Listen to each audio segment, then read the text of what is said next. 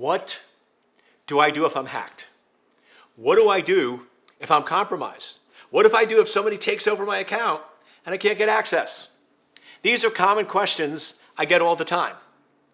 Now here's the first reality. The best thing to do is don't get hacked.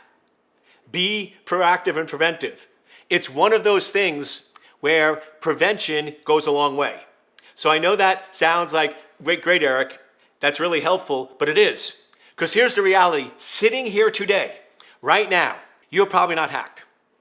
You're probably listening to this because you know the reality is if you continue on the current path, if you continue taking the actions you're taking today, putting security as a secondary, third, or non-existent, trusting big tech to secure you and not turning on security, not buying proper security tools, and not being aware and focused and following simple rules like don't click on a link no matter what, you know you're going to be hacked.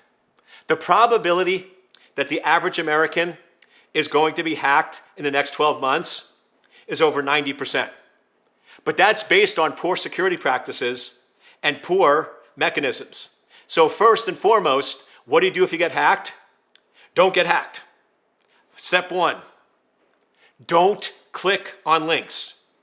No matter what, even if you're double dog dared, even if you're promised millions of dollars or threatened to be arrested and put in jail, never ever, my friends, never ever click on a link. If you follow that one rule, that in text, in email, or wherever you go, whatever you say, whatever somebody says to you, you do not click on links. You follow that one simple rule, and you're on your way to not getting hacked. That is the number one way of people compromising your accounts. But you go, but Eric, what if it's legit? What if I get an email from your bank or your IRS and it's legit? Here's the reality. I know we're coming out of tax season in the United States, but it's still common that they might follow up or check on your account. Do you realize the IRS in the United States does not communicate with taxpayers via email? They don't, because it's too big a risk, and kudos to them. I wish more organizations would say email communication can be too spoofed, it's too vulnerable, it's too easy to be exposed. We will not use it. The IRS will always communicate via phone or mail, U.S. Postal Service. That's how they will communicate. They will never, ever, ever, ever send you an email. So now if you know this and you're equipped, if you get an email from the IRS, 100% guarantee it's fraud. 100% guarantee, because the IRS will never, ever communicate with you. Second, most banks will not communicate with you over critical issues via email. They might send you general information, but they're not going to get you embedded links. So if you get an email from your bank saying, hey, there's unusual activity, go to the app. Any bank or credit card or e-commerce, you should have their app on your phone. It should be one of the few apps that you actually use and deploy and verify.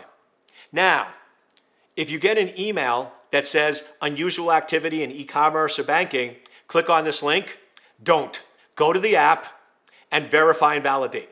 If you follow that one principle, asking me to question, what do I do if I'm hacked, goes away.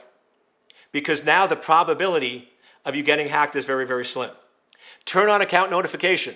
Anytime somebody tries to use your credit card or transfer money, get a notification that you have to approve out of band. You do that, and probability of getting hacked goes down the drain. Because if somebody breaks into your bank account and tries to transfer or steal large amounts of money, and you get a notification out of band and say, that's not me, and stop it, you don't get hacked. So prevention, my friends, is key. Now, if you don't follow my advice, if you don't turn on those measures, and you ignore prevention, what happens if you do get hacked? What happens if you do get compromised? First and foremost, change your passwords immediately. And here's the reality, not just on the account that was hacked, but all accounts that use that password. Because here's the reality, most people use the same password for multiple accounts. No, don't do it. Prevention is ideal. But many people don't listen and do it anyway. So now, if somebody broke into one of your accounts with that password and you use that same password on other accounts, they know it and they now can quickly take over your life, take over all your accounts very quick and very fast. So first and foremost, if you think you're attacked, change all your passwords that use the same password. Then go in and notify the entity. If it's a bank, if it's e-commerce or whoever it is, notify them that you've been hacked and look for any other fraudulent activity. If it's a credit card company, get a new credit card. If it's e-commerce or others, change your password and then turn on all your security measures. Ideally, I want you to turn on your measures beforehand, but what's the number one reason why people buy an alarm system for their home? Because they've been robbed. So unfortunately, the best motivator for you to implement security is being robbed. So if you don't do it beforehand, after you've been hacked, after you change all your passwords, turn on two-factor, turn on account notification, and turn on anomaly detection. These are all features that are built into the apps, but unfortunately turned off by default, and you need to turn them on. Then, depending on the amount and damage, you might need to notify law enforcement. Then you should notify friends and family. So if you think your email or your social media has been hacked and somebody's sending out fraudulent messages to your friends asking for money, you should notify friends and family going, hey, my social media account was hacked. Please don't trust any messages over the last 24 hours. You should warn and notify people. Lastly, and this is a hard one, you should buy a new device. Because if your system has been hacked, these attackers are so good that the probability of your system being compromised is super high. And the probability of cleaning it up is pretty low. So if you've been hacked and you believe they've taken over your system or accounts, you need to buy a new computer, which will be motivator to be more preventive. You then need to download endpoint security. If you don't have up-to-date endpoint security that has AI anomaly detection built in, you need to go in and do that. Most of the big vendors out there do, but do some research, make sure. Vendors like Microsoft, CrowdStrike, Sentinel, and all those do have very good embedded AI detection mechanisms. I don't endorse any vendors, but I want to give you solutions. And then make sure your system is up to date and fully patched, and then turn on all security measures.